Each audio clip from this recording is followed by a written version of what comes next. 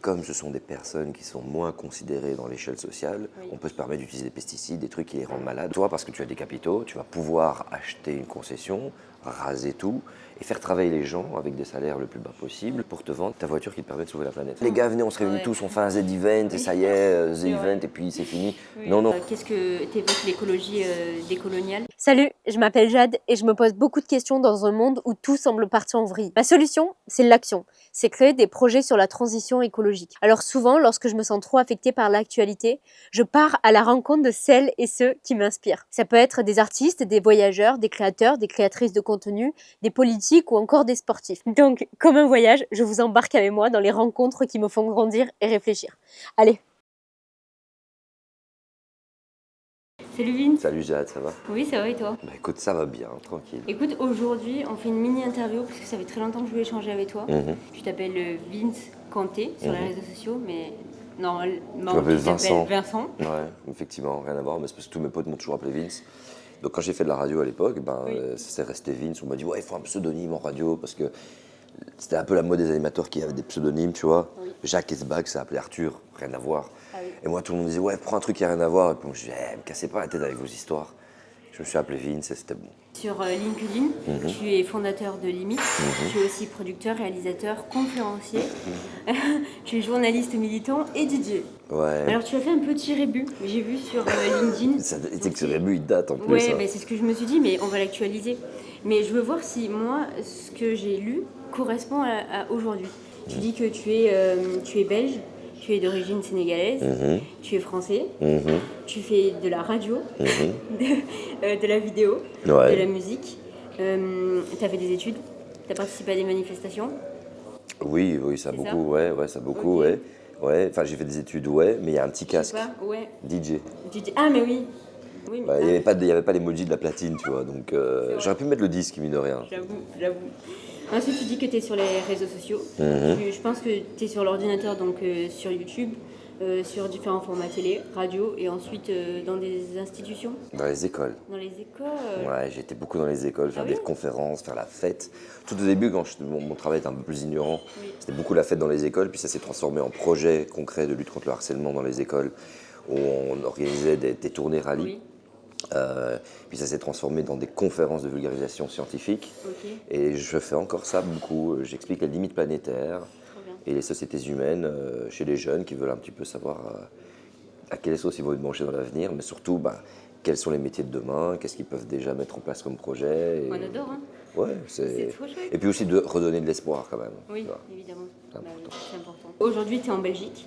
Tu vis en Belgique, tu adores le Japon, tu adores le foot, la fête et jouer aux jeux vidéo. Grave. Ouais, la fête un peu moins, je me suis fait pas mal assagi, je suis papa de 2 enfants. Il a pas mis à jour. Mais tu vois, le Japon, par exemple, j'ai plus été depuis 2019, quoi. Et moi, mon shift écologique, il s'est produit en 2020. Ouais. Et c'est un pays qui me manque. Mais bon, peut-être que j'y retournerai pour des très très bonnes raisons. Mais là, j'ai plus aucune raison d'y aller parce que c'était pour la musique et le DJing. Oui. Et j'ai plus envie de prendre l'avion juste pour montrer sur les réseaux, regardez, j'ai mixé dans tel endroit et pour gagner ma life. Je veux dire, je préfère gagner ma life autrement que comme ça, quoi. Pour finir, tu adores les idées au sujet de la transition écologique. Ouais, c'est ça. J'adore les idées pour Pour, une planète viable, acceptable pour Ouais. mes enfants plus tard, dans laquelle la vie est pas trop difficile, pas trop complexe, mais en même temps, bon voilà, je veux dire, t'as toujours des aléas, mais dans laquelle en fait c'est pas invivable, genre tu dois absolument être en intérieur entre telle heure et telle heure pendant l'été, parce que si tu sors, tu vas mourir de chaud, tu vois, ce genre de choses. Pour finir ta description, on revient un peu dans le passé, tu as été animateur vedette sur, Le terme. sur Fun Radio. Attends, parce que moi j'ai fait des recherches quand même, donc c'est comme ça que tu es décrit dans les C'est médias. comme ça que je suis décrit, ouais. Voilà.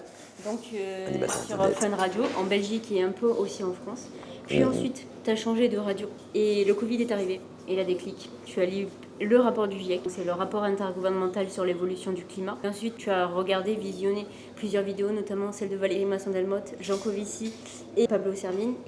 Et en 2021, c'est là où tu crées ta chaîne YouTube Limite, qui a pour objectif de sensibiliser et de vulgariser sur les limites planétaires. Ce qui est intéressant, c'est qu'à travers ta chaîne YouTube, tu as développé plein de sujets qui sont interconnectés à la transition écologique. Donc, tu as beaucoup de sujets. C'est sortir de la pensée en silo, où tu analyses en fait un événement ou une situation ou une probabilité dans l'avenir liée à une seule chose, genre le climat. Ouais, le climat fait ça, ok, très bien, mais quelles sont les causes? Et prendre le problème à la racine des causes, le système économique. Et puis quand tu creuses le système économique, ça t'amène sur d'où il vient, pourquoi est-ce qu'il se met en place, et alors ça t'amène forcément sur notre cerveau humain, tu analyses les comportements humains, la culture humaine aussi, la culture du système économique et l'histoire. Et l'histoire te fait comprendre que le système économique se repose sur un socle basé sur des colonisations, sur un outil qu'est le racisme, qui est un outil d'exploitation en fait, hiérarchisé des plus nantis aux moins nantis, avec une teinte qui n'arrête pas d'évoluer. Et en fait, c'est un système de construction sociale qui a été pas sciemment mis en place en mode ouais, les gars on va faire ça, ça va être plus facile, mais qui s'est développé naturellement au fur et à mesure des années, qui a encore des traces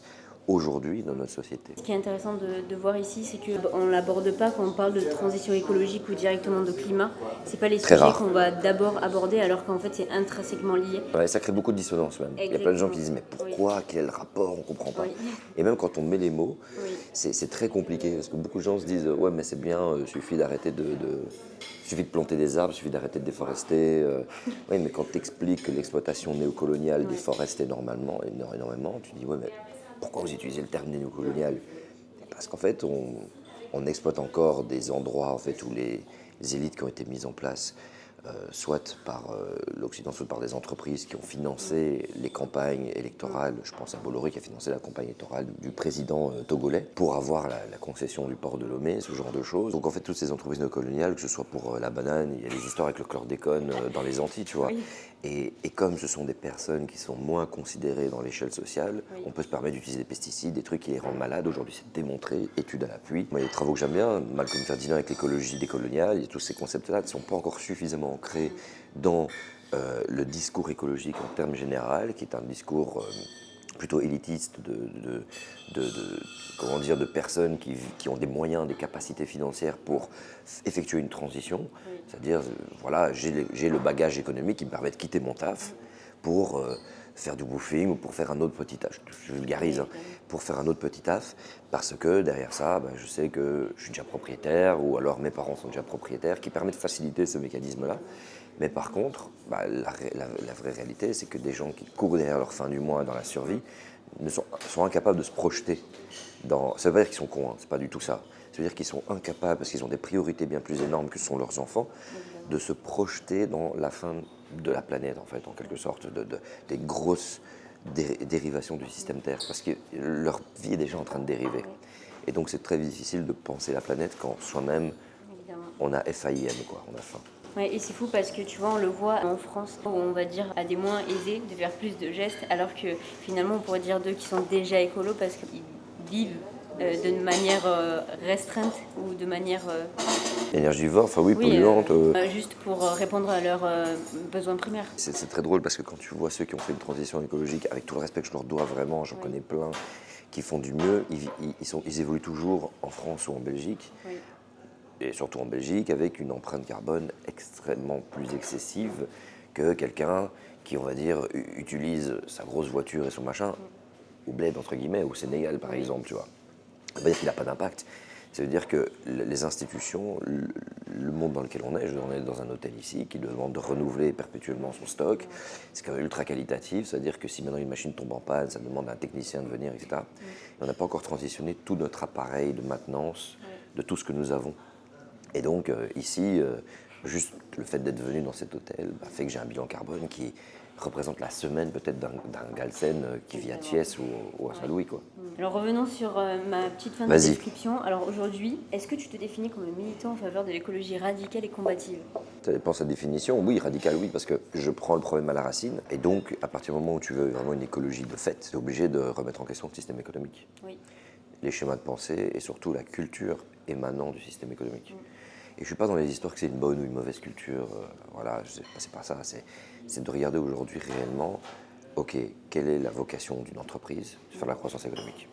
Et sa croissance économique, elle est effectuée sur, de manière irrémédiable, une extraction des ressources en amont pour, en aval, pouvoir produire du capital. Et ce capital est tout de suite réinvesti dans plein de projets. Tu mets ton argent en banque et tout ce que tu veux, et tout de suite réinvesti pour réeffectuer la même chose, c'est-à-dire avoir les moyens pour aller réextraire de la matière, la transformer, l'acheminer, la réassembler et la reproposer. Alors ça dépend du coup si tu fais une entreprise de service ou plein de choses, mais globalement, il faut faire des chaises et l'extraction de matière. Et moi je suis pour de revoir un petit peu ce modèle. On dit ok, on extrait la matière à partir du moment où tu sais que l'entreprise est obligée d'avoir un processus de régénération de la biosphère pour pouvoir faire un cycle plutôt que faire simplement quelque chose qui monte et qui à un moment donné on estime qu'il est sans fin, Oui, mais qui clairement. risque, quoi qu'il arrive, qui se désagrège déjà. Non, on trouvait un moyen qui est vraiment cyclique. Et là, je m'inspire juste des travaux de Kate Raworth avec l'économie du donut. On a déjà parlé en amont tout à l'heure. Qu'est-ce que t'évoques l'écologie décoloniale? La réelle écologie. On effectue une transition qui pour moi est une transition d'élite de ville. Donc c'est-à-dire je m'achète un SUV électrique, c'est cool, je fais quelque chose pour la planète. En fait ça a des externalités négatives et récupération du lithium, assemblage. Et donc ce sont des lieux où on va découvrir qu'il y a des minerais qui permettent justement ces fabrications en finalité des SUV. Mais donc tu vas dans des pays où tu n'as déjà pas accès à l'eau, tu n'as déjà pas accès à l'énergie de façon efficace, où les lois sociales sont très compliquées, où la politique est très compliquée, très déstabilisée. Et toi, parce que tu as des capitaux, tu vas pouvoir acheter une concession, raser tout et faire travailler les gens avec des salaires le plus bas possible pour pouvoir extraire de la matière qui vont te permettre de l'assembler en Chine pour te vendre finalement ta voiture qui te permet de sauver la planète. Oui. Entre-temps, tu as pété la biosphère. C'est un peu ça la vision d'écologie décoloniale, c'est-à-dire que ce sont des gens qui, de leur côté, n'ont strictement rien demandé, ils demandent à vivre décemment, mais à qui on va exploiter ce que la nature leur offre pour pouvoir transitionner des lieux qui sont très énergivores. Et que cette transition, il y a plein de questions, est-ce qu'elle est, elle est efficace ou pas? Il faut voir un peu dans quelques années encore si elle porte ses fruits ou non. Mais c'est un petit peu ça, cette vision, c'est-à-dire qu'à partir du moment où l'appareil économique se repose sur une exploitation du Sud et du global Sud, une transition écologique basée sur un système financier qui a pour vocation d'extraire les ressources sur le même socle va continuer en fait la même problématique. Par rapport à ça, si on parle de ressources, aujourd'hui, quel est ton rapport justement à la consommation? T'as vu ma trottinette en bas? Oui. C'est quelqu'un qui l'a construite. Il a récupéré plein de matériaux, de plein de trucs, Oui. et il a tout réassemblé. J'achète plus neuf, j'achète que reconditionné parce qu'en fait ça sert à rien. L'iPhone ici, ça reconditionné. Tout est reconditionné. On a souvent un petit peu, on est embarqué dans un truc où j'ai besoin de quelque chose, j'ai pété mon téléphone, il me faut un neuf. Moi, je vais que dans les magasins reconditionnés, ça coûte déjà moins cher. Oui. Et en plus, c'est toujours, ça marche quoi, c'est efficace et ça fait le travail dont j'ai besoin. Et donc, aujourd'hui, je rejette beaucoup tout ce qui est nouveauté inutile. Et la plupart des nouveautés, il faut le dire fondamentalement, sont inutiles. Elles n'apportent pas un plus à l'humanité, elles n'apportent pas un plus à la société. Un téléphone, le nouvel iPhone qui va sortir, là on fait le tournage, ils ont fait la keynote. Oui. Il n'y a pas de révolution, c'est la continuité, c'est une fuite en avant. Et au final, oui, tu as des gens qui vont l'acheter parce que c'est un peu un marqueur social. Évidemment. Et donc, tu as le nouvel iPhone. Bien sûr que quand tu arrives à l'école, à l'UNIF ou avec tes potes, ton groupe social, ils vont te dire ah, t'as le nouveau. Et donc, tu vas être. Mais en fait, c'est ça que les gens cherchent. Ils cherchent l'approbation sociale en ayant ça. Mais aujourd'hui, tu peux avoir l'approbation sociale quand tu dis ah, il est reconditionné. T'as des gens, ils vont te regarder peut-être encore, parce qu'on est un peu à une époque charnière avec les deux visions. Les gens, ils vont peut-être pas te calculer en mode ouais, c'est quoi ce gars-là, c'est quoi cet écolo. Mais t'en as d'autres qui vont dire hey, GG, mon gars.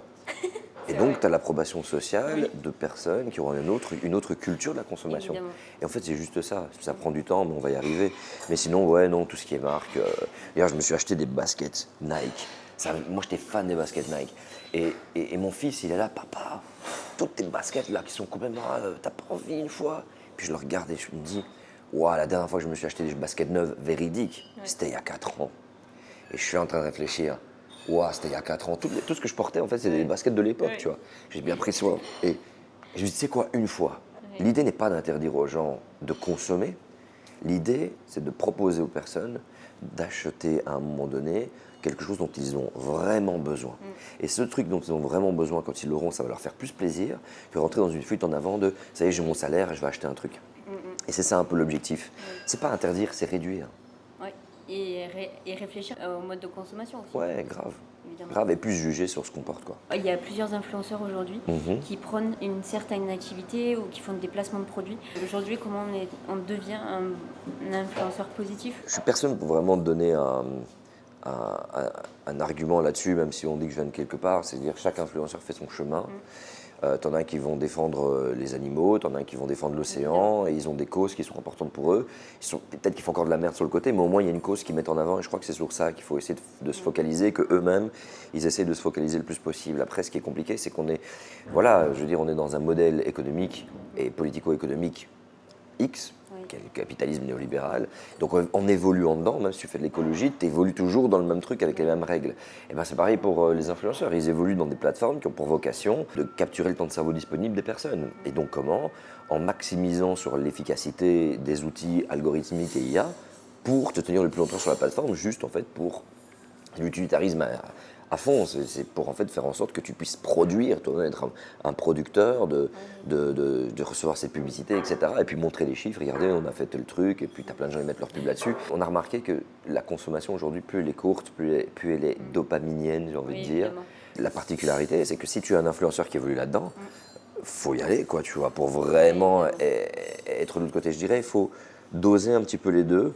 Moi, j'ai fait un 180 degrés d'un coup, ça a été très difficile, mais au final, bah, je commence tout doucement à trouver ma voie, mais ça reste compliqué dans une plateforme qui demande d'utiliser tous les trucs et astuces possibles et imaginables pour intéresser les gens. Mais y aller étape par étape, je pense que c'est important. Mais les influenceurs doivent se poser les questions Ouais. de quelle influence j'ai à travers mon C'est ça, public. mais que ça puisse être systématique et Oui, quotidien, évidemment. pas genre ah les Évidemment. gars venez on se réunit Ouais. tous, on fait un Z-event et ça y est, The C'est vrai. event et puis c'est fini. Oui. Non, il faut que ce soit quelque chose qui s'inscrit dans la continuité de préférence. Dernière question et après je te laisse partir. Est-ce qu'aujourd'hui tu es heureux? Très, Est-ce que ta famille c'est ton pilier? de ouf, ouais, mes enfants c'est la base quoi. En fait c'est mes meilleurs moments avec eux. Oui. C'est vraiment, voilà, c'est beaucoup pour eux que je fais ça aussi. Ton lieu préféré? Ma chambre, mon studio, j'aime bien mon studio. Sinon j'aime bien les terrains de foot, j'aime bien les terrains de foot quand il y a mon fils qui joue. Et j'aime bien les parcs avec ma fille. Ah oui. Elle aime bien être dans les parcs, ça lui fait du bien. Ta musique préférée? Street rap. Warren G Regulate avec Nate Dogg 1994. Est-ce que tu veux dire quelque chose à la caméra avant de partir? Prenez pas la tête. Il faut pas faire les trucs avec difficulté. Il faut les faire un pied après l'autre. Même si on n'a pas le temps, faites un pied après l'autre parce que si jamais vous courez, vous risquerez de tomber et ça va vous démoraliser. Vous aurez juste envie de revenir de l'autre côté. Donc étape par étape, vous ne mettez pas la pression et surtout l'amour, l'amour, l'amour. Aimez vos prochains, aimez-vous. Eh oui. C'est le travail le plus difficile, je pense. C'est beau, hein? Philosophe finalement. J'ai pas que dit. Philosophe de Wish. Merci Vinicius. Merci, Jade.